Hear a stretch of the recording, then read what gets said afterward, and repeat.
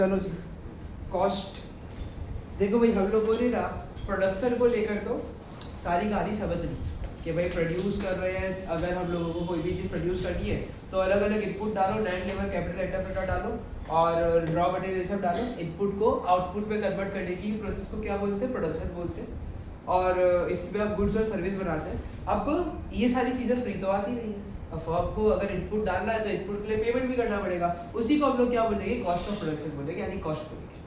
तो कॉस्ट क्या होता है, cost is the total expenditure incurred in producing a commodity. किसी भी चीज़ को बनाने के लिए टोटल में जितना खर्चा लगता है उसको हम क्या बोलते हैं, कॉस्ट बोलते हैं।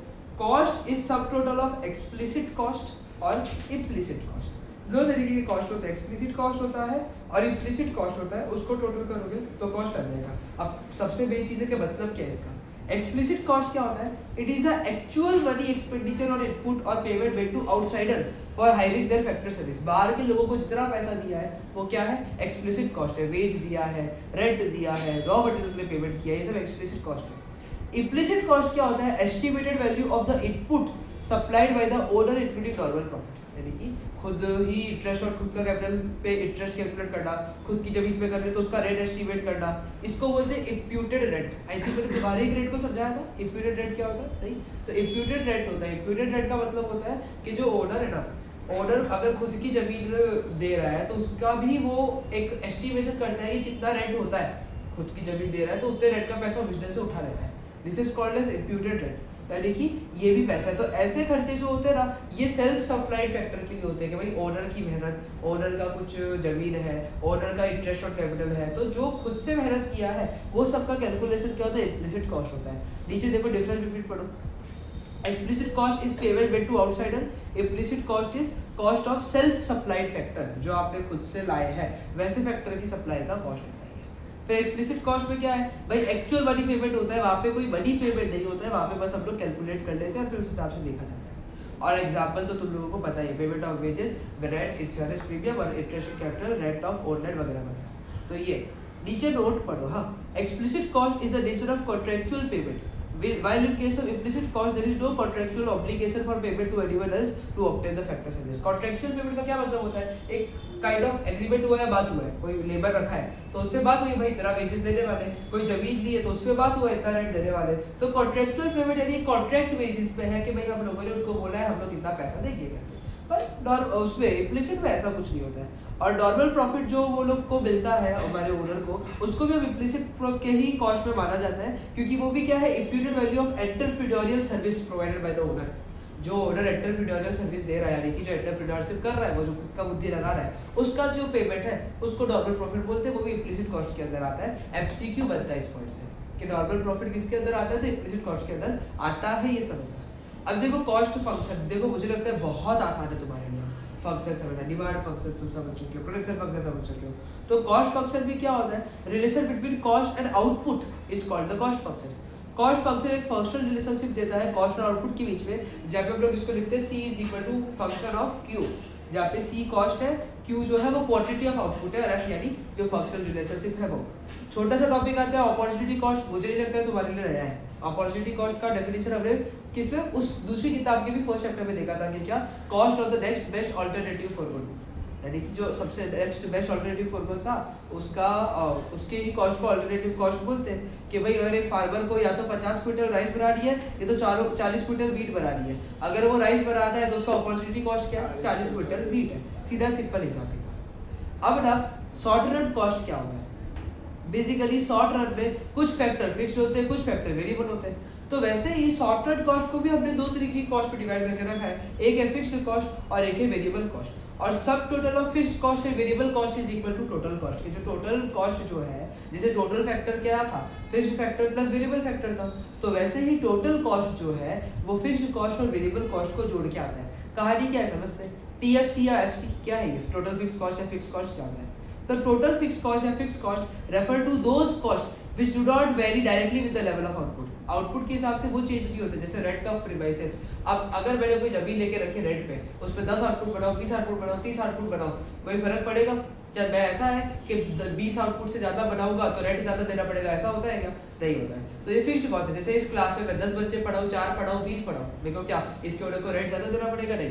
तो ये फिक्स्ड कॉस्ट है। तो ये आउटपुट के साथ चेंज नहीं होता है। इंटरेस्ट और लोन भी चेंज नहीं होता है, सैलरी ऑफ परमानेंट स्टाफ भी चेंज नहीं होता है। इंटरेस्ट और लोन समझते हो, 5 लाख का लोन लूंगा तो भी 6%, स्टैंडर्ड रेट 6% होता है, तो 6% दे रहा है। 10 लाख का लूंगा तो भी 6% दे रहा है, वो भी जनरली चेंज नहीं करते हैं। और इवन कुछ कुछ केसेस में देखा जाता है कि शायद थोड़ा सा कम कर देते हैं अगर पैसा ज्यादा हो, पर बढ़ाएंगे तो जल्दी से नहीं, तो जनरली फिक्स रहता है ये। फिर क्या आया इसमें, salary of permanent staff. Permanent staff का लेवल भी जो होता है, जो परमानेंट स्टाफ होते हैं उनका सैलरी भी ऑलमोस्ट क्या रहता है, लंबे समय तक तो सेम रहता है। शॉर्ट रन में चेंज नहीं हो सकते जो कॉस्ट, उसी को तो फिक्स कॉस्ट बोलते हैं। ऐसा है क्या फिक्स कॉस्ट कभी भी चेंज नहीं होगा, ऐसा होता है क्या? नहीं, चेंज हो सकता है पर शॉर्ट रन में नहीं हो सकता। जैसे परमानेंट स्टाफ का सैलरी है, 1 साल चेंज नहीं होगा, अगले साल तो चेंज करना पड़ेगा, अगले साल तो बढ़ाना पड़ेगा। तो यानी शॉर्ट रन में चेंज नहीं होते, इसलिए फिक्स कॉस्ट है। और इंश्योरेंस प्रीमियम है। इसके दूसरे नाम देख लो, फिक्स कॉस्ट जो है supplementary cost, overhead cost. Overhead cost जरूरी है, ओवरहेड कॉस्ट इज इंपॉर्टेंट, तो फिक्स कॉस्ट होता है वो। Indirect cost, general cost, unavoidable cost. तो फिक्स कॉस्ट किस पे लगता है? जनरली फिक्स फैक्टर पे लगते हैं, जैसे मशीन है, लैंड है, बिल्डिंग है, जिसको हम लोग शॉर्ट रन पे चेंज नहीं कर सकते। ऐसे फैक्टर को जो आप पेमेंट करते हो ना, तो कितना भी आउटपुट हो आपको वो लेना देना नहीं है, इनकी पेमेंट क्या होती है, फिक्स्ड होती है। तो फिक्स कॉस्ट हमेशा सेम होता है, भले ही आउटपुट ज्यादा हो, कम हो, जीरो ही क्यों ना हो, आपका फिक्स कॉस्ट तो फिक्स कॉस्ट है, वो लगेगा ही लगेगा। ठीक है भाई, एकदम सीधा सिंपल हिसाब किताब, एकदम लॉजिकल बातें ही चल रही है।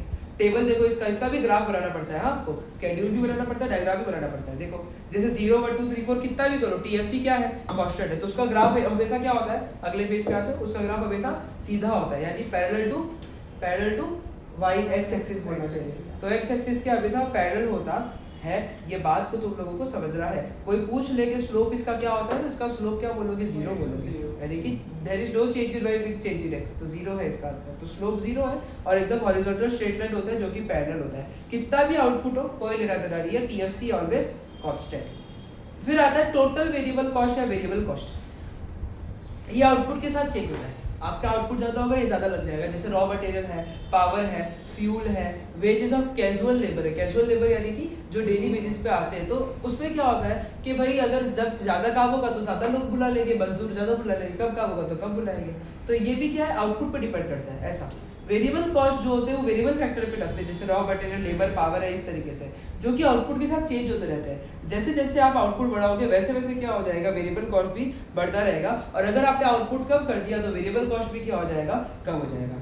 ऐसे कॉस्ट तब तक होते हैं जब तक आपका प्रोडक्शन चलता रहेगा। अगर आपका प्रोडक्शन 0 है तो आपके वेरिएबल कॉस्ट भी क्या होंगे, 0 होंगे। तो यानी कि जिससे टोटल फिक्स कॉस्ट तो 0 नहीं होता है, पर वेरिएबल कॉस्ट अगर 0 आउटपुट है तो 0 रहेगा। उसका भी एक ग्राफ दिखा रहे हैं, तुमको ध्यान देना थोड़ा सा कि 0 1 2 3 4 5 है, तो इसका टीवीसी ना बहुत स्पेसिफिक है, इसके ऊपर थोड़ी डिटेल में हम बातें करेंगे अभी कि 0 6 10 15 24 35 है। ऐसा काइंड ऑफ इस तरीके से बनता है। देखो मेरा हाथ देखो, ऐसा बनता है, ऐसा ऐसा करके, यानी कि ऐसा काइंड ऑफ। तो ये हमारा टीवीसी बनता है। ये इनवर्स एस शेप बोलते हैं, इसको क्या बोलते हैं, इनवर्स एस शेप बोलते हैं, क्योंकि शुरुआत में वो डिक्रीजिंग रेट पे बढ़ता है और बाद में डिक्रीजिंग रेट पे बढ़ जाता है। यानी जो शुरुआत में बढ़ रहा था वो थोड़ा धीरे बढ़ रहा था। जैसे शुरुआत का आउटपुट बढ़ाओगे तो आपका टीवीसी एक साथ में बहुत ज्यादा नहीं बढ़ेगा, धीरे धीरे बढ़ेगा। पर जब आप थोड़ा ज्यादा ही आउटपुट बढ़ाओगे तो टीवीसी भी तेजी में बढ़ने लगेगा। तो कहानी क्या है, नीचे डब्बा जरा पे आओ, नीचे जरा डब्बे पे आओ, नीचे जरा डब्बे पे आओ। टीवीसी जो है वो इनवर्सली एस शेप क्यों है, इसका सबसे मेन कारण है law of variable proportion. Law of variable proportion पे क्या था, बोलो कि आपका जो एफिशिएंसी है वो क्या हो रहा है, डाउन हो रहा है। तो आपके एफिशिएंसी डाउन हो रही है क्योंकि आप फिक्स फैक्टर कांस्टेंट रख रहे हो, तो इसलिए आपका खर्चा भी क्या होता है, बाद में बढ़ जाएगा। बाद में खर्चा बढ़ जाएगा क्योंकि बाद में एफिशिएंसी कम हो जाती है। अगर लॉ ऑफ वेरिएबल प्रोपोर्शन बहुत अच्छे से आता है तो मुझे लगता है शायद तुरंत ही समझ गए होंगे क्या है। फिर भी एक बार डब्बा पढ़ लेते चलो। तो टीवीसी जो है वो इनवर्सली एस शेप क्यों है, टीवीसी शुरुआत में धीरे धीरे बढ़ रहा था, बाद में तेजी से बढ़ रहा है। क्यों, क्योंकि शुरुआत में जब आपने एक दो वेरिएबल फैक्टर बढ़ाए, फिक्स फैक्टर देखो कांस्टेंट ही था, पर शुरुआत में जब आपने एक दो वेरिएबल फैक्टर बढ़ाए तो बेटर यूटिलाइजेशन होने की वजह से कॉस्ट इतना ज्यादा नहीं बढ़ रहा था क्योंकि यूटिलाइजेशन अच्छे से हो रहा है। पर फिर जब आपने बाद में और बढ़ाते गए वेरिएबल फैक्टर को तो उसकी एफिशिएंसी घटने लगी, उसकी वजह से उसके ऊपर जो खर्चा है वो क्या होने लग गया, ज्यादा होने लग गया। तुमको ही पता है बाद में ज्यादा आउटपुट के लिए लोग ज्यादा लग रहे थे तो खर्चा भी बाद में बढ़ गया। तो इनवर्स एस शेप होता है due to LVP only, law of variable proportion only. Clear है भाई, इतना डाउट लग रहा है इस पे कुछ? डिफरेंस बिटवीन पे आ जाओ। डिफरेंस बिटवीन देखो एकदम सिंपल है। वेरिएबल कॉस्ट क्या होता है? ऐसे जो आउटपुट के साथ चेंज होते हैं। फिक्स कॉस्ट जो आउटपुट के साथ चेंज नहीं होते हैं। वेरिएबल कॉस्ट को शॉर्ट रन पे चेंज आप कर सकते हो, फिक्स कॉस्ट को शॉर्ट रन पे चेंज नहीं कर सकते।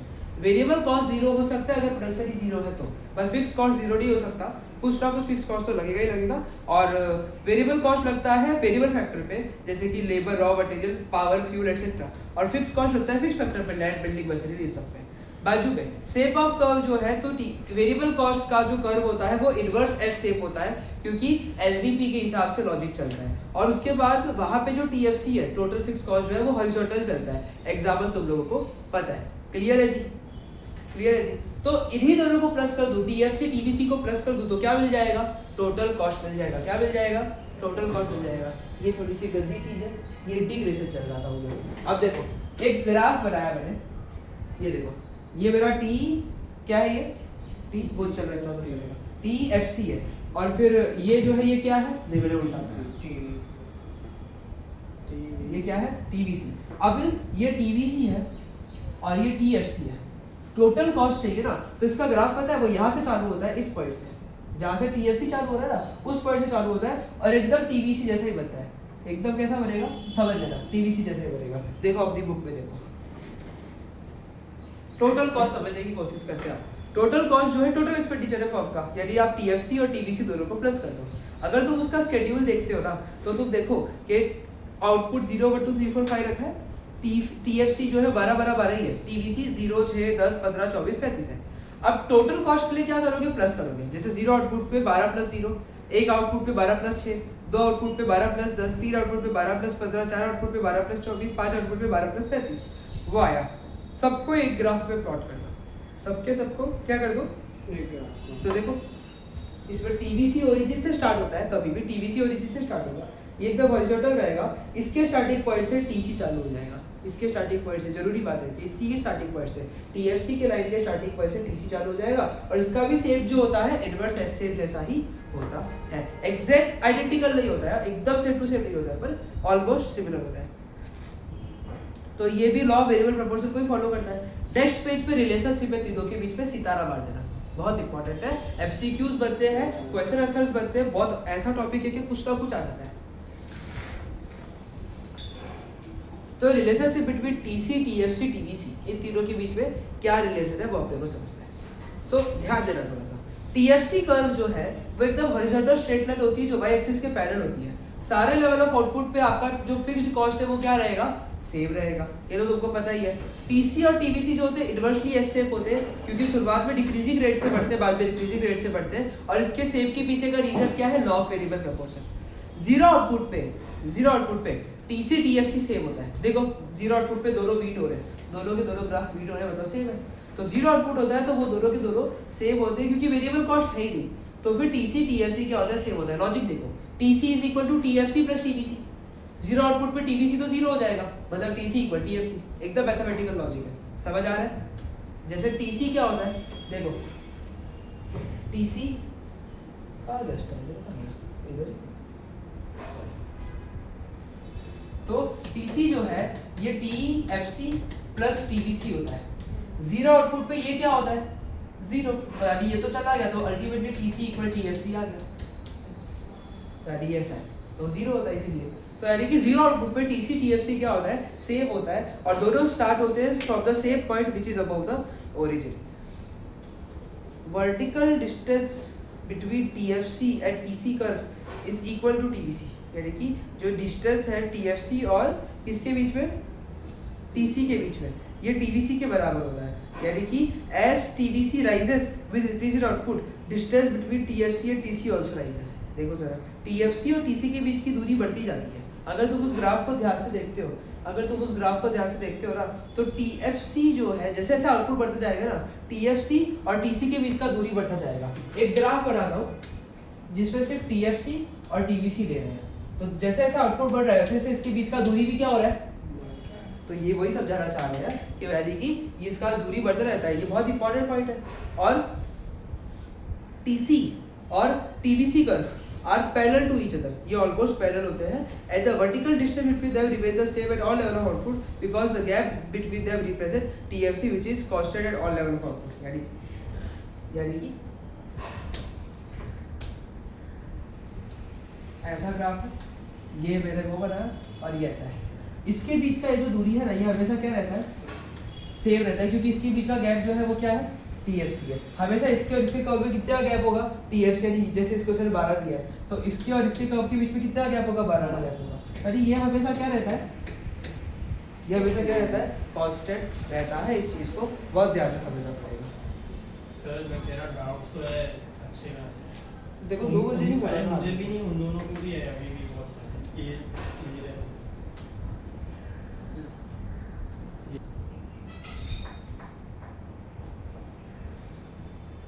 चलो ये क्लियर हुआ, ये हमारा TC TFC TBC की कहानी खत्म हुई। अब वैसे ही एवरेज की कहानी समझनी है। एवरेज समझते हो, सबको तुम लोग क्या कर दो, क्वांटिटी से डिवाइड कर दो। जैसे टोटल कॉस्ट है, टोटल कॉस्ट को क्वांटिटी से डिवाइड कर दोगे तो क्या आ जाएगा, एवरेज कॉस्ट आ जाएगा। टोटल फिक्स्ड कॉस्ट है, उसको क्वांटिटी से डिवाइड कर दोगे क्या आ जाएगा, एवरेज फिक्स कॉस्ट आ जाएगा। टोटल वेरिएबल कॉस्ट है, उसको क्वांटिटी से डिवाइड कर दोगे क्या आ जाएगा, एवरेज वेरिएबल कॉस्ट आ जाएगा। तो एवरेज निकालने के लिए एवरेज का फॉर्मूला क्या होता है, सम अपॉन टोटल। तो टोटल को आउटपुट जो है उससे डिवाइड कर दोगे तो एवरेज आ जाएगा। तो इसका सबका मतलब यही होता है, सबका यही मतलब होता है। अब एवरेज फिक्स्ड कॉस्ट जो है ना, इसका कहानी समझना, बड़ा क्रेजी कहानी है। एवरेज फिक्स्ड कॉस्ट की कहानी थोड़ा सा ध्यान से समझना। अब मुझे लगता है इसको भी सेट करना पड़ेगा मोड। अब एवरेज फिक्स्ड कॉस्ट की ना एक बहुत मस्त कहानी है, ध्यान देना। जैसे आउटपुट जो है वो 0 1 2 3 4 5 ले रहा हूँ, टोटल कॉस्ट तो देखो 12 12 12 12 12 ही चल रहा है। एवरेज फिक्स कॉस्ट का फॉर्मूला क्या है, TC डिवाइड बाय क्वांटिटी। 12/0 तो इन्फिनिटी है, उसका तो खैर कोई काम नहीं है। 12/1 12, 12/2 6, 12/3 12/3 की 4, 12/4 3, 12/5 2/2। इसका जब तुम ग्राफ बनाओगे ना तो तुमको ऐसा ग्राफ देखने को मिलेगा। यानी कि जो टोटल फिक्स कॉस्ट है ना, वो टोटल फिक्स कॉस्ट जो है फिक्स रहता है। जैसे जैसे क्वांटिटी बढ़ती जाएगी एवरेज फिक्स कॉस्ट क्या होता जाएगा, गिरते जाएगा, क्योंकि उतना ही फिक्स कॉस्ट इस क्वांटिटी के लिए भी, उतना ही फिक्स कॉस्ट इस क्वांटिटी के लिए। तो जो एवरेज है वो कंटिन्यूअसली क्या होता है, गिरता रहता है। एवरेज कंटिन्यूअसली क्या होता रहता है, गिरता रहता है। और इसका जो है, इसको शेप को हम लोग बोलते हैं, दिस टाइप ऑफ शेप, इसका जो ये ग्राफ है, इस शेप को हम लोग बोलते हैं रेक्टेंगुलर हाइपरबोला। क्या बोलेंगे, रेक्टेंगुलर हाइपरबोला। इसको रेक्टेंगुलर हाइपरबोला क्यों बोलते हैं, इसके पीछे की कहानी बताता हूँ। ये देखो, ये ग्राफ है, मैंने इस तरीके से बनाया। तो इसमें देखो, जैसे ये रेक्टेंगल एक बन रहा है और जैसे एक ये रेक्टेंगल बन रहा है, ऐसे तो बहुत सारे रेक्टेंगल बन रहे हैं। जितने रेक्टेंगल बन रहे हैं सबका एरिया सेम रहता है इस ग्राफ पे। मतलब जितने जितने रेक्टेंगल अंदर अंदर में बनते हैं ना, इसे नॉलेज के लिए बता रहा हूँ, उसका सबका एरिया सेम रहता है, इसलिए इसको रेक्टेंगुलर हाइपरबोला बोलते हैं। बट इट्स ओके, हम लोग के पास पर नाम याद रखना है, रेक्टेंगुलर हाइपरबोला सेम है, ये ध्यान रखना। और स्लोप डाउनवर्ड है, क्यों, क्योंकि AFC एवरेज फिक्स कॉस्ट घट रहा है। जैसे जैसे आउटपुट बढ़ रहा है वैसे वैसे एवरेज फिक्स कॉस्ट घट रहा है। तो due to the inverse relationship ये स्लोप डाउनवर्ड है और rectangular hyperbola, proper rectangular hyperbola बनता है। इस पे थोड़ा सा ध्यान रखना पड़ता है। और ये कभी भी किसी एक्सिस को टच नहीं करता। जीरो आउटपुट पे भी खैर इन्फिनिटी जा रहा था, जीरो आउटपुट पे तो ये इन्फिनिटी जा रहा था, ऐसे टच नहीं करेगा। और ये कभी जीरो हो सकता है क्या, ये कभी जीरो हो सकता है क्या, 12 को किस नंबर से डिवाइड करूँ कि जीरो आ जाए, ऐसा कोई नंबर नहीं है। बहुत 0.000 गलत हो जाएगा वो, तो कितना भी कर दो पर ये कभी भी इस एक्सिस को भी टच नहीं करेगा। यानी कि कभी भी ये जो है टच नहीं करेगा, एक्स एक्सिस को टच नहीं करेगा, एक्स एक्सिस को इसने टच नहीं करेगा, इस वाली एक्सिस को, क्योंकि कभी जीरो नहीं हो सकता। वह एक्सिस को इसने टच नहीं करेगा क्योंकि वो इनफाइनाइट जा रहा था, इधर के लिए तो इनफाइनाइट जा रहा है कि जीरो आउटपुट पे कितना कॉस्ट है, इनफाइनाइट कॉस्ट है, तो टच नहीं करेगा। एक्स एक्सिस पे टच नहीं करेगा क्योंकि कभी जीरो नहीं हो सकता। लॉजिक बहुत जरूरी है, ठीक है। तो एक्स एक्सिस को क्यों नहीं टच कर सकता, क्योंकि एवरेज फिक्स कॉस्ट कभी जीरो नहीं हो सकता। वाई एक्सिस को क्यों टच नहीं कर सकता, क्योंकि जीरो आउटपुट पे वाई एक्सिस टच करने के लिए एक्स का वैल्यू जीरो होना चाहिए ना। तो जीरो आउटपुट पे कभी भी ये हो ही नहीं, इन्फिनिटी आ रहा है हमारा। देखो जीरो आउटपुट पे क्या आंसर आया, इन्फिनिटी आया, तो ये टच नहीं कर सकता। वेरी इंपॉर्टेंट पॉइंट, दोनों एक्सिस को कभी टच नहीं करेगा। वैसे ही एवरेज वेरिएबल कॉस्ट है, वैसे ही एवरेज वेरिएबल कॉस्ट है। जैसे आउटपुट ले लो 0 1 2 3 4 है ना, और वेरिएबल कॉस्ट जो है वो 0 6 10, जरा वो नंबर्स क्या थे, 15 24 35, बाद में बढ़ेंगे, 15 24 5 में 35। एवरेज वेरिएबल कॉस्ट निकालो, 0/0 तो जाने दो, 6/1 6, 10/2 5, 15/3 5, 24/6 ये 7। तो जो इसका ग्राफ बनेगा ना, थोड़ा गंदा बना रहा हूं, जो इसका ग्राफ बनेगा वो काइंड ऑफ ऐसा बनता है, ये बढ़ते जाएगा, यहाँ से बढ़ेगा, यहाँ से बहुत तेज में बढ़ेगा। एक बार थोड़ा सा कम होगा एक बार थोड़ा सा वेरिएबल कॉस्ट कम होगा क्योंकि यहाँ पे एफिशिएंसी बढ़ जाती है, लॉ ऑफ वेरिएबल प्रोपोर्शन पढ़ा तुमने। तो जब ये हुआ तो जब वेरिएबल बढ़ाया होगा तो एफिशिएंसी बढ़ गई तो कॉस्ट गिर गया, तो एक बार नीचे जाएगा पर फिर वहां से जो मारेगा ना जब वो एकदम जाता रहेगा, फिर बढ़ते ही जाएगा बढ़ते ही जाएगा बढ़ते जाएगा। तो ये एवरेज वेरिएबल कॉस्ट का ग्राफ हुआ, ठीक है भाई, ये समझ में आया तुम लोगों को। फिर हमारे पास आता है एवरेज कॉस्ट, मतलब टोटल कॉस्ट को क्या करना पड़ता है, डिवाइड बाई, बोलो टोटल कॉस्ट को क्या करना पड़ता है, डिवाइड बाई उसकी क्वांटिटी कर दो। मार्कर देता, मार्कर भाई फिर एक आता है टोटल कॉस्ट का, मतलब एवरेज कॉस्ट। तो जैसे टोटल कॉस्ट जो है, जैसे अगर मैं बोलूँ आउटपुट 0 1 2 3 4 5 है ना, वेरिएबल कॉस्ट जाता है 0 6 10 15 24 35 है ना, थोड़ा गंदे तरीके से लिखा हुआ है बहुत। फिक्स कॉस्ट जो है वो तो 12 12 12 12 12 12 जाएगा, और फिर टोटल कॉस्ट निकालते हैं। टोटल कॉस्ट कैसे आएगा, 0 + 12 है ना, 6 + 12, मुझे प्लस करना ही नहीं पसंद है बस। और एवरेज कॉस्ट जो है वो दिस डिवाइड बाय दिस करके आएगा, राइट है ना, इसको इससे डिवाइड कर दो, सही है ना। इसके ग्राफ्स के एनालिसिस है बहुत ज्यादा कॉस्ट में, पहला तो टोटल कॉस्ट डिवाइड बाय, तो ये तो लॉलीपॉप हो गया भाई, ये तो 12 डिवाइड बाय 0 नहीं हो सकता, 18 divide by 1 18, 22 divide by 2 11, 27 divide by 3 9, 36 divide by ये 4 और 47 डिवाइड बाय 5 कितना होगा, थैंक यू। तो इसका भी तुम ग्राफ देखोगे ना, इसका भी ग्राफ जो है वो पहले तो घटा और बाद में बढ़ना चालू हुआ, ये और बढ़ जाएगा, ठीक है। पहले तो देखो इसका ग्राफ थोड़ा ज्यादा ऊपर से घट रहा है और फिर बढ़ रहा है, तो ऐसा बन रहा है। तो इसका ग्राफ और इसके ग्राफ में क्या फर्क है, ये ग्राफ थोड़ा नीचे बनता है, वो थोड़ा ऊपर बनता है। यानी अगर मैं एक ही ग्राफ में क्या करूं, मैं सारे बना दूं, तो जो एवरेज फिक्स कॉस्ट, बहुत ध्यान देना, एवरेज फिक्स कॉस्ट ऐसा बनेगा, राइट है ना, एवरेज फिक्स कॉस्ट का ग्राफ ऐसा बनता है। वेरिएबल कॉस्ट जो है इसमें थोड़ा टच मत जा करते, वो ध्यान रखना पड़ेगा। एवरेज वेरिएबल कॉस्ट जो है ना वो ऐसे चालू होगा और ऐसे जाएगा, ऊपर जाने लगेगा, और जो एवरेज कॉस्ट है ना वो भी इसके ऊपर से चालू होगा, इधर ऐसे, यानी कि ये इससे थोड़ा ऊपर बनता है। जो एवरेज कॉस्ट है उसका ग्राफ एवरेज वेरिएबल कॉस्ट के सिमिलर होता है, पर एवरेज वेरिएबल कॉस्ट जो है वो थोड़ा नीचे बनता है और एवरेज कॉस्ट ऊपर बनता है। और इसके बीच का भी जो गैप होता है वो जो है वो भी थोड़ा एनालाइज करना पड़ता है कि वो कैसे चेंज होता है। चलो तो वेरिएबल कॉस्ट नीचे वाला, हाँ, सबसे पहला ये जो बनाया मैंने नंबर 1, तो नंबर 1 क्या था, ये जो नंबर 1 वाला बनाया, ये नंबर 1 वाला था एवरेज फिक्स कॉस्ट। ये जो नंबर 2 बनाया ये है एवरेज वेरिएबल कॉस्ट, और ये जो नंबर 3 बनाया ये क्या है, एवरेज कॉस्ट। तो इसका ग्राफ एवरेज वेरिएबल कॉस्ट से थोड़ा ऊपर बनता है क्योंकि ये वो फिक्स कॉस्ट छूट जाता है, राइट। तो यानी कि ये इसके पीछे की कहानी है, थोड़ा ध्यान देना। अब इसके पीछे का एनालिसिस देख लो कि 3rd और 2 में, मतलब average variable cost average cost में पहले गैप बढ़ता है, पहले गैप बढ़ा हुआ है, पर ये गैप जैसे जैसे आगे जाओगे वैसे धीरे धीरे क्या होता जाएगा, गैप कम होता जाएगा। इनके बीच में गैप कभी भी क्या होता है, एवरेज फिक्स कॉस्ट ही होगा। कम क्यों हो रहा है गैप, क्योंकि फिक्स कॉस्ट का देखो ये भी कम होता है, ये भी धीरे धीरे डाउन होता रहता है, राइट।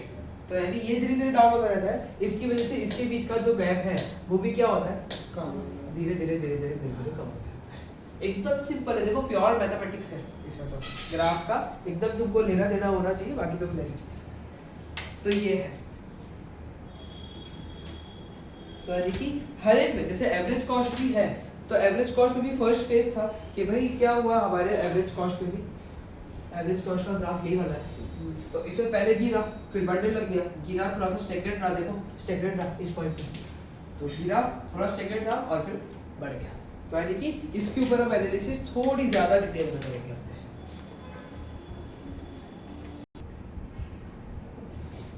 तो यानी कि ग्राफ तुमको पूरा समझा दिया मैंने। अब अपने आ जाते हैं पेज नंबर 6.10 पे, और देखो कि ये जो है ये ग्राफ ऐसा कैसा यू शेप का ग्राफ बना। यू शेप के ग्राफ की क्या खास बात होती है, पहले गिरता है और फिर बढ़ जाता है। तो थोड़ा सा गिरेगा, एक मिनिमम पॉइंट पे टच करेगा, तुम्हारे लिए वर्टेक्स बोल सकते हैं, और उसके बाद बढ़ने लगेगा वो। तो 3 फेज होते हैं इसके। तो चलो हर एक फेज को बहुत ध्यान से समझना, दिस इज प्रॉपर इकोनॉमिक्स। देखो जब दोनों AFC और ABC गिरेंगे ना to the level of 2 unit of output, AC भी गिरेगा, टिल पॉइंट है, जैसे कि तुम देख सकते हो इस ग्राफ में 3 पॉइंट बनाया A, B और आगे से डॉट पे कुछ लिखा नहीं है। तो इन्होंने बोला है शुरुआत में क्या होता है, AFC और ABC गिरता है, राइट। AFC तो देखो गिरते ही रहता है, गिरते ही रहता है, गिरते ही रहता है, और ABC गिर के बढ़ेगा। तो स्टार्टिंग में तो फिक्स कॉस्ट भी गिर रहा है, वेरिएबल कॉस्ट भी गिर रहा है, तो एवरेज कॉस्ट भी क्या होने लगेगा, गिरने लगेगा। अब 2 से 3 पे क्या होगा, AFC तो गिरता रहेगा पर ABC कांस्टेंट होता है, राइट। तुमको थोड़ा याद होना चाहिए कि AFC गिरता रहेगा, रेक्टेंगुलर हाइपरबोला बनता रहेगा, पर जो ABC है उसका ग्राफ भी ऐसा बनता है, पहले गिरेगा बाद में बढ़ जाएगा LVP की वजह से। तो फर्स्ट फेज में AC जब गिर रहा है, इसका कारण है कि AFC तो गिरता रहता है, ABC भी गिर रहा है, वेरिएबल कॉस्ट भी गिर रहा है, इसकी वजह से टोटल कॉस्ट गिर रहा है। अब सेकेंड फेज में क्या हुआ कि आपका ये जो वेरिएबल कॉस्ट का ग्राफ है, एवरेज वेरिएबल कॉस्ट का, वो भी थोड़ा सा कांस्टेंट हो गया, इसकी वजह से ये भी थोड़ा सा क्या हुआ, कांस्टेंट जैसा हो गया। और जैसे से और आगे बढ़ता जाएगा, देखो शुरुआत में ये कांस्टेंट हुआ, फिर देखो आपका एवरेज वेरिएबल कॉस्ट बढ़ने लग गया, पर फिक्स कॉस्ट तो गिर रहा है, तो यानी कि ये हल्का सा गिर के टोटल कॉस्ट जो है वो हल्का सा गिर के स्टैग्नेंट हो जाएगा, और उसके बाद आपका वेरिएबल कॉस्ट फटाक से बढ़ रहा है। फिक्स कॉस्ट भले ही गिर रहा है, लेकिन वो बढ़ इतना तेजी से रहा है ना वेरिएबल कॉस्ट, कि आपका टोटल कॉस्ट भी क्या हो रहा है, बढ़ रहा है। तो ये इसके पीछे की कहानी है, समझ गए। तीनों ग्राफ एक पेज में जो बनाया वो देखो, वहां पे तीनों ग्राफ को एक जगह पे बनाया है, एवरेज कॉस्ट भी बना दिया, एवरेज फिक्स कॉस्ट भी बना दिया, एवरेज वेरिएबल कॉस्ट भी बना दिया। समझना पड़ता है पॉइंट्स को। एवरेज कॉस्ट का कर्व हमेशा एवरेज वेरिएबल कॉस्ट के ऊपर होगा, क्योंकि एवरेज कॉस्ट हमेशा ज्यादा होता है, क्योंकि वहां पे फिक्स कॉस्ट भी जुड़ता है ना। एकदम गैप कम हो सकता है, फिक्स कॉस्ट का गैप नंबर कम होगा तो गैप एकदम कम होगा, लेकिन हमेशा ग्राफ जो है एवरेज कॉस्ट का वो आपके एवरेज वेरिएबल कॉस्ट के ग्राफ से क्या रहेगा, ऊपर रहेगा, क्योंकि फिक्स कॉस्ट भी जुड़ता है उसमें। एवरेज वेरिएबल कॉस्ट अपना मिनिमम पॉइंट जब B पहुंचेगा ना, तो उसमें क्या कहानी है, ABC reaches its minimum point B at a level of output lower than AC point A because when ABC is at minimum point AC is still falling because of falling AFC। समझे?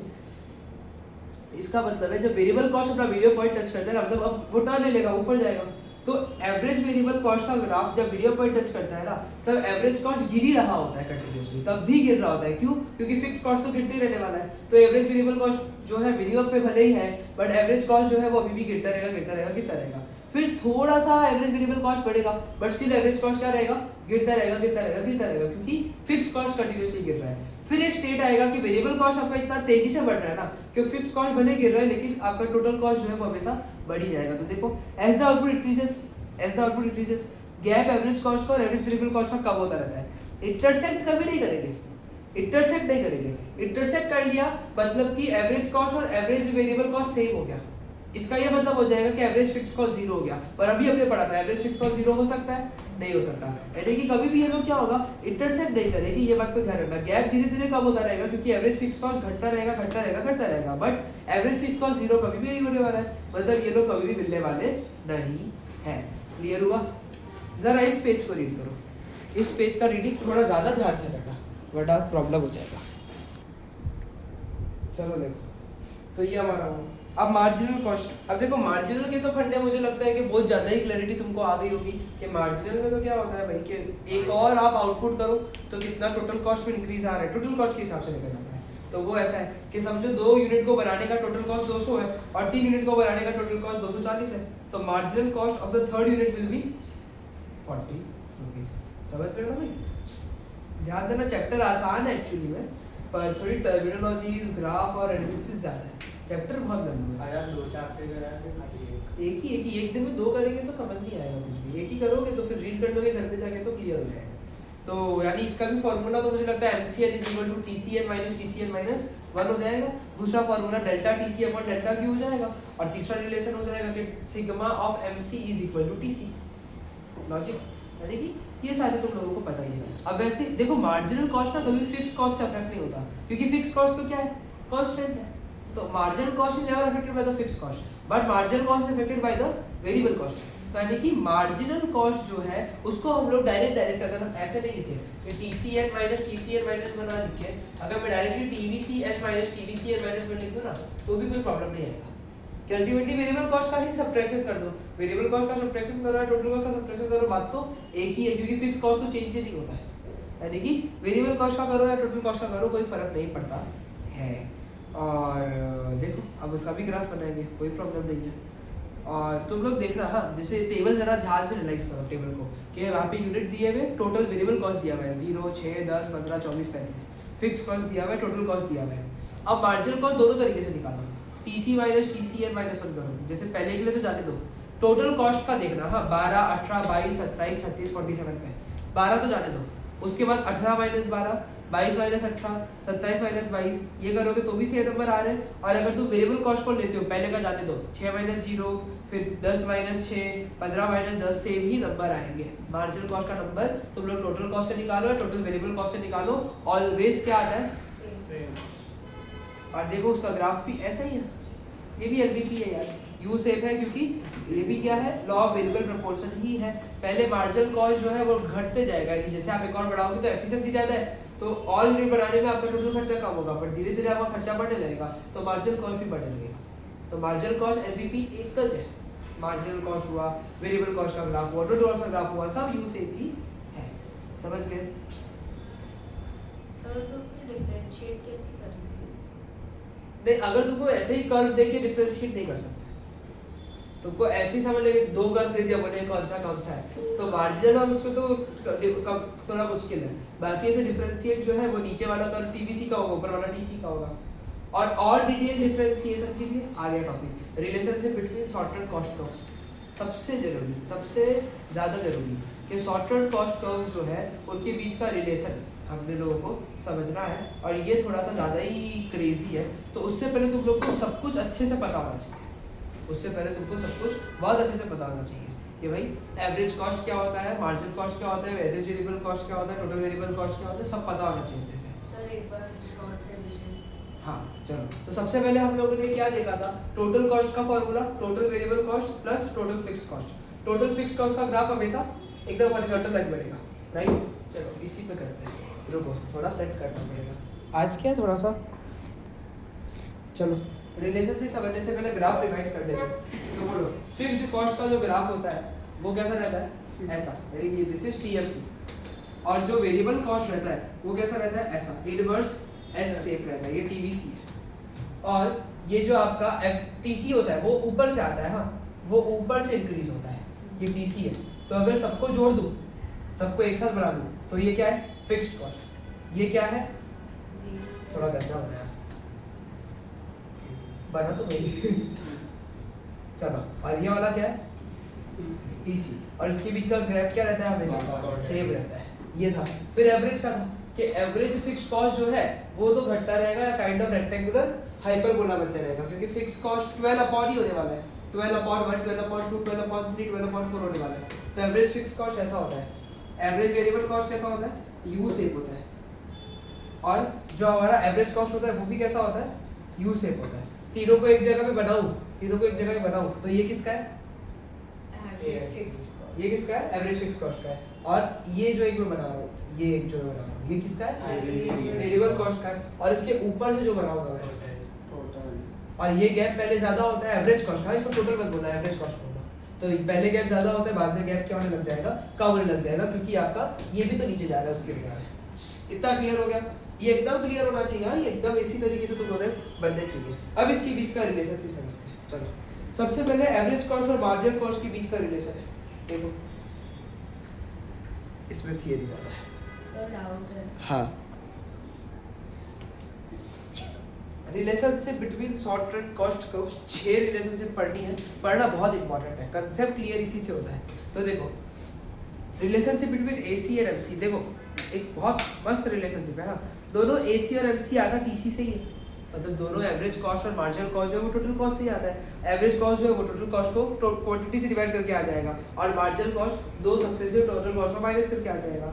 तो दोनों के दोनों curve भी क्या होते हैं, you shape होते हैं due to law of variable proportion. और इनके बीच का रिलेशन एक डायग्राम और शेड्यूल से ही समझ आएगा। देखो स्केड्यूल बनाना आना चाहिए, मेरे को पता है ग्राफ से ज्यादा मुश्किल लगता है स्केड्यूल। स्केड्यूल बन गया सब हो जाएगा। स्केड्यूल में आउटपुट ले लो, टोटल कॉस्ट ले लो, टोटल कॉस्ट बढ़ता रहता है, तुमको ध्यान रखना चाहिए। टोटल कॉस्ट को आउटपुट से डिवाइड करूंगा, एवरेज कॉस्ट आ जाएगा, और दो सक्सेसिव टोटल कॉस्ट को माइनस करूंगा, मार्जिनल कॉस्ट आ जाएगा। इधर भी 3 फेज है, पहले मार्जिनल कॉस्ट एवरेज कॉस्ट से कम है, बाद में मार्जिनल कॉस्ट एवरेज कॉस्ट के बराबर आया, और बाद में मार्जिनल कॉस्ट एवरेज कॉस्ट से ज्यादा आ गया। इस ग्राफ से मुझे ये पता चल गया कि जो मेरा एवरेज कॉस्ट का ग्राफ होगा ना, पहले एमसी कम था तो एमसी नीचे से चालू हो रहा है, पहले एमसी कम था ना, तो एमसी का कर्व जो है वो नीचे से चालू हो रहा है। और अगर ये लॉजिक भी समझ आता है तो तुम कोऑर्डिनेट के हिसाब से प्लॉट करके देख लेना, तो आउटपुट और उसके हिसाब से आ जाएगा। तो लॉजिक ये है कि इसका ग्राफ एवरेज कॉस्ट का ऊपर रहता है, मार्जिनल कॉस्ट का नीचे से ऊपर जाने लगता है। तो ये कहानी है। तो जब मार्जिनल कॉस्ट एवरेज कॉस्ट से कम होता है ना, ध्यान देना, जब मार्जिनल कॉस्ट एवरेज कॉस्ट से कम है तो एवरेज कॉस्ट जो होता है ना वो गिरता है। जब देखो ग्राफ बता रहे हैं, ये सब मैं नहीं बोल रहा हूँ, ये सब ग्राफ बता रहा है, और ये सब एक्चुअली रट्टा नहीं मार सकते। अगर तुम सोच रहे हो कि तुम रट्टा मारोगे इनको तो नहीं होगा, क्योंकि मुझे भी याद है कि कब क्या होता है, बना के ही देखना पड़ता है। पर हाँ ये लॉजिक आता है, ग्राफ को देखकर आ जाता है। देखो ना, जब तक एफसी कम था, जब तक मार्जिनल कॉस्ट कम है, तब तक एवरेज कॉस्ट गिर रहा है। फिर एक स्टेज आया, मार्जिनल कॉस्ट और एवरेज कॉस्ट बराबर आ गया, तो वहां पे जो है एवरेज कॉस्ट उस पॉइंट पे कांस्टेंट है। और मिनिमम पे भी ऐसा भी बोला जा सकता है कि जहाँ पे मीट होता है, जहाँ पे ये ग्राफ मीट हुए एवरेज कॉस्ट का और मार्जिनल कॉस्ट का ग्राफ जहाँ पे मीट हुआ, वहाँ पे आपका एवरेज कॉस्ट किस पे था, मिनिमम पे था। और बाद में जैसे मार्जिनल कॉस्ट बढ़ रहा है वैसे वैसे एवरेज कॉस्ट भी क्या हो रहा है, बढ़ रहा है। समझ गए? तो बस वो पढ़ो एवरेज।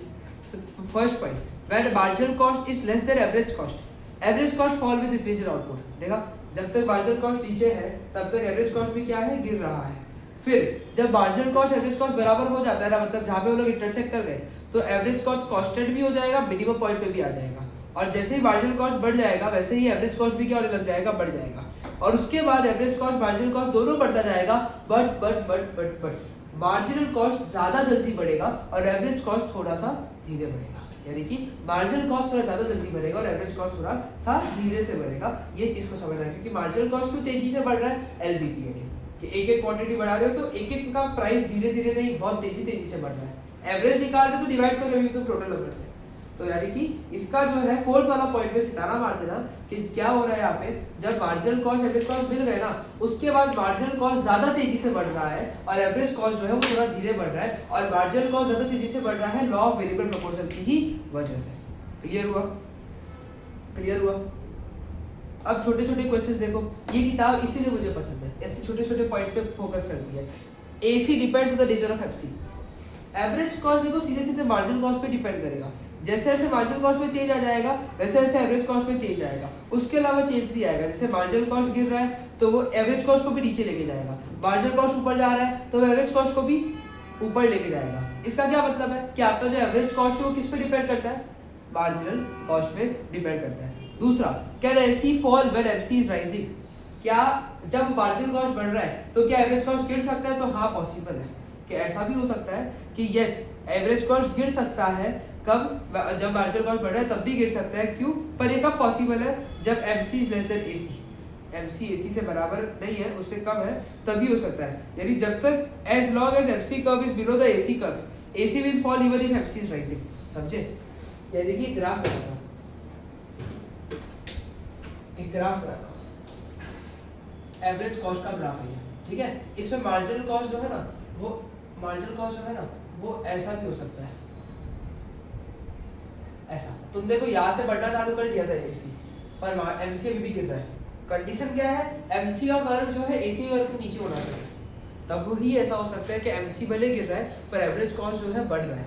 तो ये कहानी है इसके पीछे कि यस हो सकता है ऐसा कि एसी जो है वो गिर जाए और एमसी बढ़ता रहे। आई थिंक मैंने उल्टा नहीं बनाया। हाँ उल्टा बनाया। हाँ मैंने उल्टा बनाया, रुको जरा। और सर में कंफ्यूजन नहीं कुछ कंफ्यूजन नहीं। देखो यहाँ पे बोल रहे हैं एसी गिरेगा एमसी बढ़ेगा, ऐसा। तो देखो एसी का ग्राफ मैंने क्या कर रहा है, ऐसा बनाया हुआ है। आपको मैं क्या कर रहा हूँ, एमसी बना रहा हूँ, धीरे धीरे मार्जिनल कॉस्ट बढ़ रहा है। ये ग्राफ है इसका, एसी और एमसी का, कि एसी गिर रहा है, मार्जिनल कॉस्ट जो है वो बढ़ रहा है, इधर से बढ़ना चालू हो गया, बट स्टिल तुम देख सकते हो क्या, स्टिल तुम क्या देख सकते हो कि ये इधर से बढ़ रहा है marginal cost, but average cost गिर रहा है। तो ये चीज पॉसिबल कब है, जब मार्जिनल कॉस्ट एवरेज कॉस्ट के नीचे हो, तभी पॉसिबल है, उसके अलावा पॉसिबल नहीं है। और इसका उल्टा पॉसिबल नहीं है, ये चीज है, इसका उल्टा पॉसिबल बिल्कुल भी नहीं है। ये हमारा हुआ। अब ये पहला रिलेशन हुआ। हाँ पहले एक दो रिलेशन ही थोड़े लंबे चौड़े, उसके अलावा बाकी सब सिंपल सिंपल है। अब देखो relation between ABC and MC, average variable cost और मार्जिनल कॉस्ट के बीच का रिलेशन। तो अगेन ये भी देखो, ये भी कहानी पता है कैसी चल रही है, एकदम टेबल बनाओ, टेबल बनाओ तुम लोग, टेबल के ही सहारे यहाँ पे जिंदा रहते हैं अपने लोग। टेबल बनेगा सही से तो हो जाएगा। तो तुमको आउटपुट और टीवीसी ले लेने का, टीवीसी आ गया, अब एबीसी और एमसी ले लो। मेरे को लगता है इसका एमसी का टोटल कॉस्ट के साथ जो रिलेशन था ना, वही मार्जिनल कॉस्ट का एवरेज वेरिएबल कॉस्ट के साथ भी रिलेशन होगा, क्योंकि मार्जिनल कॉस्ट जिस तरीके से जैसे एवरेज कॉस्ट मार्जिन पे डिपेंड कर रहा है, वैसे वेरिएबल भी मार्जिन पे डिपेंड करेगा, क्योंकि फिक्स कॉस्ट तो कांस्टेंट है, तो मार्जिनल कॉस्ट का लेने देना फिक्स कॉस्ट के साथ तो है ही नहीं, तो कॉस्ट टोटल कॉस्ट और वेरिएबल कॉस्ट के साथ ही है, तो इनका भी रिलेशनशिप क्या है, थोड़ा सिमिलर ही है, बस इनके ग्राफ पास पास होते हैं। देखो रिलेशनशिप भी सिमिलर है, क्यों? क्योंकि अल्टीमेटली एबीसी एमसी दोनों टीबीसी से डिराइव हो सकता है, टोटल वेरिएबल कॉस्ट से तुम मार्जिनल कॉस्ट भी निकाल सकते हो। अगेन टेबल बना लो और सारी कैलकुलेशंस कर लो। अगेन तुम देखोगे कि पहले मार्जिनल कॉस्ट कम है, फिर मार्जिनल कॉस्ट बराबर आया, फिर मार्जिनल कॉस्ट बढ़ गया, तो वही है, जब marginal cost average variable cost से कम है तो एवरेज वेरिएबल कॉस्ट भी गिर रहा है, फिर जब इक्वल हो गया तो दोनों इंटरसेक्ट कर गए और वहां पे एवरेज वेरिएबल कॉस्ट अपने मिनिमम पे, फिर जैसे जैसे एफसी बढ़ेगा वैसे वैसे वेरिएबल कॉस्ट भी बढ़ता रहेगा। और क्या ध्यान रखना है कि MC will rise faster than ABC. 4 he point है, देखो ना एकदम सिंपल है। एमसी कब है तो एवरेज कॉस्ट हो या एवरेज वेरिएबल कॉस्ट हो वो गिरने लगेगा, राइट या रॉन्ग? अगर मार्जिनल कॉस्ट कम है ना ग्राफ के नीचे, तो एवरेज कॉस्ट हो या एवरेज वेरिएबल कॉस्ट हो वो गिरते रहेगा। जब दोनों बीट होंगे तो एवरेज कॉस्ट हो या वेरिएबल कॉस्ट हो वो कहाँ पे होगा, अपने मिनिमम पॉइंट पे होगा। फिर जैसे जैसे मार्जिनल कॉस्ट बढ़ेगा वैसे वैसे वेरिएबल कॉस्ट भी बढ़ेगा, टोटल कॉस्ट भी बढ़ता जाएगा, और मार्जिनल कॉस्ट जिस रेट से बढ़ता है वो रेट थोड़ा सा ज्यादा फास्ट होता है एज कंपेयर टू एबीसी या एसी। तो ये 4 ही पॉइंट एकदम सिमिलर है, कोई भी प्रॉब्लम है? अब देखो तीनों के बीच का रिलेशन यानी तो बहुत आसान है, AC ABC FBC, AC ABC FC, ये वही है कि भाई मार्जिनल कॉस्ट जब एवरेज कॉस्ट और एवरेज वेरिएबल कॉस्ट से कम है ना तो दोनों गिर रहे हैं, जब मार्जिनल कॉस्ट बराबर होंगे तो दोनों के मिनिमम पॉइंट पे, और जब मार्जिनल कॉस्ट ज्यादा होगा तो दोनों के दोनों बढ़ेंगे, समझ गए? उसी दोनों का कॉम्बिनेशन करके यहाँ पे रख दिए लोगों ने। अब आता है एसी एबीसी, एवरेज कॉस्ट और average variable cost. Average cost हमेशा क्या होगा, एवरेज वेरिएबल कॉस्ट से ज्यादा ही होगा, क्योंकि एवरेज कॉस्ट का फॉर्मूला भी क्या है, जैसे टोटल कॉस्ट अगर टोटल फिक्स कॉस्ट और टोटल वेरिएबल कॉस्ट का सम है, तो वैसे ही एवरेज कॉस्ट जो है वो एवरेज फिक्स कॉस्ट और एवरेज वेरिएबल कॉस्ट का सम है।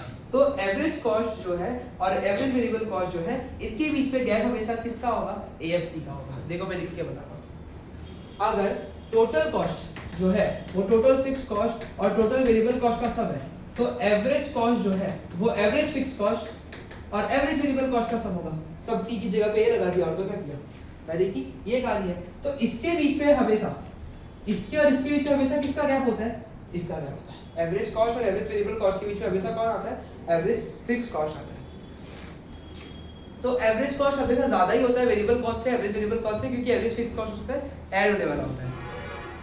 इनका जो बीच का डिस्टेंस है कंटिन्यूअसली कम होता रहेगा, कंटिन्यूअसली कम होता रहेगा। अब देखो ये रिलेशनशिप जो तुम सीख रहे हो ना, ये कोई न्यू रिलेशनशिप नहीं है। ग्राफ बनाओ, ग्राफ बनाया, ये तुम्हारा एवरेज वेरिएबल कॉस्ट है, ये तुम्हारा एवरेज वेरिएबल कॉस्ट है, और रुको देखो जो हम ग्राफ बनाते थे एवरेज फिक्स कॉस्ट का, एवरेज वेरिएबल कॉस्ट का और एवरेज कॉस्ट का, इसमें से अभी हम फिक्स कॉस्ट की बात नहीं कर रहे हैं, इन दोनों की बात कर रहे हैं, इन दोनों की बात कर रहे हैं, ऐसा। तो यहाँ पे जो गैप है ये क्या होता रहेगा, कम होते रहेगा। ऊपर वाला एवरेज कॉस्ट का है, नीचे वाला एवरेज वेरिएबल कॉस्ट का है, तो गैप क्या होता रहेगा, कम होता रहेगा। और एवरेज कॉस्ट हमेशा एवरेज वेरिएबल कॉस्ट से क्या होगा, ज्यादा होगा। जो ग्राफ तुमने सीखा है वही ग्राफ है ना, कोई नया ग्राफ तो है ही नहीं। तो बस वही है कि एवरेज कॉस्ट हमेशा ज्यादा होगा एवरेज वेरिएबल कॉस्ट से, और इनका जो गैप है वो धीरे धीरे क्या होने लगेगा, कम होने लगेगा। और कभी भी ये दोनों कर्व इंटरसेक्ट नहीं करेंगे। क्यों नहीं करेंगे, क्यों नहीं करेंगे? क्योंकि एवरेज फिक्स कॉस्ट कभी भी जीरो नहीं हो सकता, इसलिए कर्व कभी भी इंटरसेक्ट नहीं करेंगे। दोनों के दोनों यू शेप होते हैं, और एमसी कर्व जो होता है ना, यहाँ पे मार्जिनल अगर तुमने कॉस्ट का कर्व बना दिया ना, अगर मार्जिनल कॉस्ट का कर्व बनाया तो वो दोनों के मिनिमम पे टच करेगा, इसके भी वर्टेक्स पे मिनिमम पॉइंट पे, इसकी वर्टेक्स पे टच करेगा। अगर तुमने एक एमसी का कर्व बना दिया तो इसके नीचे से शुरुआत होगा वो, और ये जो है ये दोनों के मिनिमम पे टच करके ऊपर जाएगा, समझ गए? और फिर minimum point of AC curve always lies to the right of the minimum point of ABC curve। जो देखो ABC का मिनिमम इधर है, इसके राइट में AC का मिनिमम है, तो इसका जो मिनिमम है इसके राइट साइड में ही दिखेगा। कभी भी इस तरफ AC का हो, इस तरफ, यानी इधर कभी भी मिनिमम नहीं आ सकता, हमेशा राइट साइड में जाएगा। छोटी छोटी पॉइंटर्स है लेकिन बहुत ही जरूरी। क्लियर हो? तो जो ग्राफ सीखा था वही है। और फिर बचता है ये जो डब्बा दिया है, ये डब्बा तुम लोग साथी से रीड करना तो तुमको क्लैरिटी और आएगी। ऐसे तो मुझे लगता है समझ आई गया होगा, पर वो थोड़ा और इम्पोर्टेंट है। फिर TCFC के बीच का रिलेशन देखो, TCFC के बीच का रिलेशन देखो, दोनों ग्राफ देखो जो बाजू में बनाए हैं, एक उन्होंने TC का ग्राफ बनाया, एक उन्होंने MC का ग्राफ बनाया। मार्जिनल कॉस्ट तो तुमको फॉर्मूला पता चल ही गया होगा, एक और यूनिट बढ़ाओगे टोटल कॉस्ट में तो मार्जिनल कॉस्ट आ जाएगा। जब MC गिर रहा होता है ना, जब मार्जिनल कॉस्ट नीचे जा रहा है ना, तो टोटल कॉस्ट डिमिनिशिंग रेट पे बढ़ रहा है।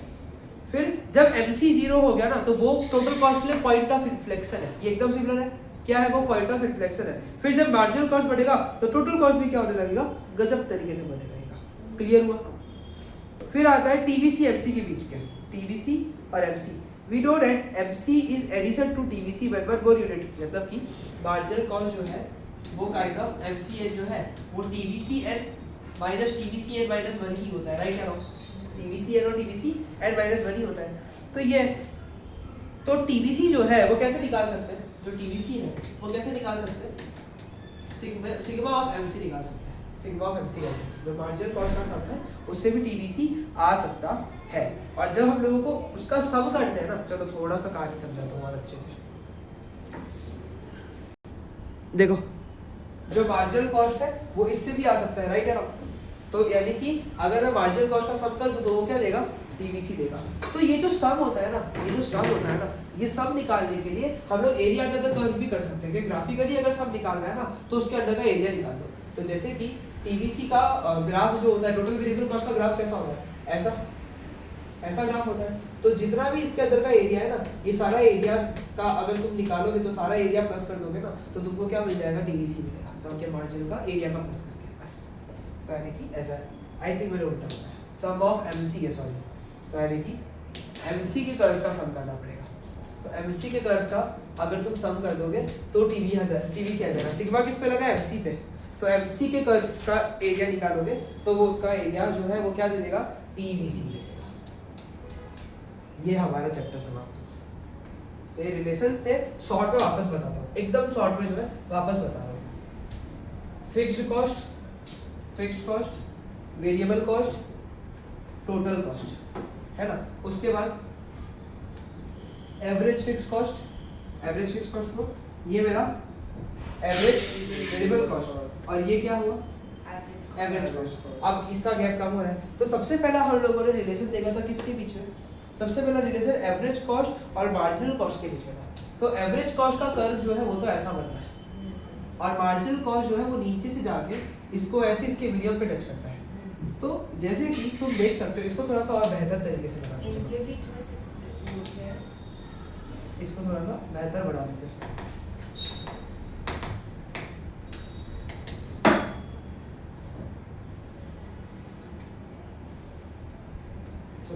ये क्या हुआ? एवरेज कॉस्ट और ये मार्जिनल कॉस्ट। अब तुम देखो, जब मार्जिनल कॉस्ट गिर रहा है ना, तब एवरेज कॉस्ट भी गिर रहा है। फिर ये जब थोड़ा बढ़ने लगा तब भी ये देखो गिर रहा है, ये तो बढ़ने लग गया। जो हमारा मार्जिनल कॉस्ट है वो तो बढ़ने लग गया था, पर अभी भी एवरेज कॉस्ट गिर रहा था। क्यों गिर रहा था? क्योंकि आपका अभी भी जो इस पे फिक्स्ड कॉस्ट होता है, एवरेज फिक्स कॉस्ट, वो कम हो रहा होता है, राइट। एवरेज फिक्स कॉस्ट हमेशा कम होता रहता है, तो उसकी वजह से ही गिर रहा था। जब भी इस पे टच करेगा तो एवरेज कॉस्ट उसके मिनिमम पॉइंट पे होगा। जब मार्जिनल कॉस्ट टच करेगा इसको तो एवरेज कॉस्ट उसके मिनिमम पॉइंट पे होगा। फिर मार्जिनल कॉस्ट बढ़ेगा, एवरेज कॉस्ट भी बढ़ेगा, पर ये ज्यादा तेजी से बढ़ेगा। समझ में आया? ये क्या था? पहला रिलेशन था। अब एवरेज कॉस्ट की जगह मैं एवरेज वेरिएबल कॉस्ट रख दूं तो भी कोई तकलीफ आएगी? बस एवरेज कॉस्ट का ग्राफ थोड़ा ऊपर बनता है तो एवरेज वेरिएबल कॉस्ट का ग्राफ थोड़ा नीचे बनेगा, और मार्जिनल कॉस्ट इसके बहुत ही ज्यादा पास में होगा। दोनों ग्राफ में यही फर्क है। अगर ये ग्राफ में एक बनाऊं और मैं बनाऊं एक ये वाला ग्राफ, तो इसमें से कौन सा एवरेज कॉस्ट मार्जिनल कॉस्ट का है और कौन सा average variable cost marginal cost का है? ये एवरेज कॉस्ट और मार्जिनल कॉस्ट का है, और ये एवरेज कॉस्ट और एवरेज वेरिएबल कॉस्ट का है। क्योंकि वेरिएबल कॉस्ट का कर्व थोड़ा नीचे होता है तो पास होता है, ये उसमें दूर होता है। फर्क समझे ग्राफ देखकर? तो बस ये भी एकदम सेम है। जब तक मार्जिनल कॉस्ट गिरेगा ABC भी गिरेगा। फिर थोड़ा मार्जिनल कॉस्ट बढ़ा लेकिन ये गिर रहा है क्योंकि एवरेज फिक्स कॉस्ट तो मतलब ये इसमें ऐसा ही है। फिर जब ये इसके टच करेगा तो ये मिनिमम पे होगा, फिर दोनों बढ़ने लग जाएंगे। इतना कहानी है, पर MC ज्यादा तेजी से बढ़ेगा। उसके बाद था एवरेज कॉस्ट और एवरेज वेरिएबल कॉस्ट का था। एवरेज कॉस्ट ऊपर आता है, एवरेज वेरिएबल कॉस्ट नीचे आता है, याद हो तो, है ना। तो बस इसके बीच का गैप पहले ज़्यादा था, बाद में गैप जो है कम होने लग गया क्योंकि AFC कंटिन्यूसली क्या हो रहा है, गिर रहा है।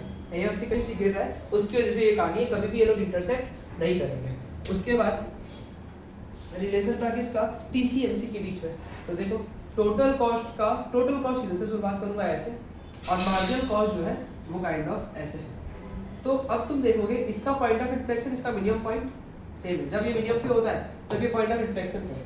जब MC गिर रहा था तब ये डिमिनिशिंग रेट पे बढ़ रहा था, जब MC बढ़ा तो ये भी तेजी से बढ़ रहा है। और उसके बाद हमने देखा था कि जो मार्जिनल कॉस्ट होता है it can be written as TVCN minus TVCN minus 1।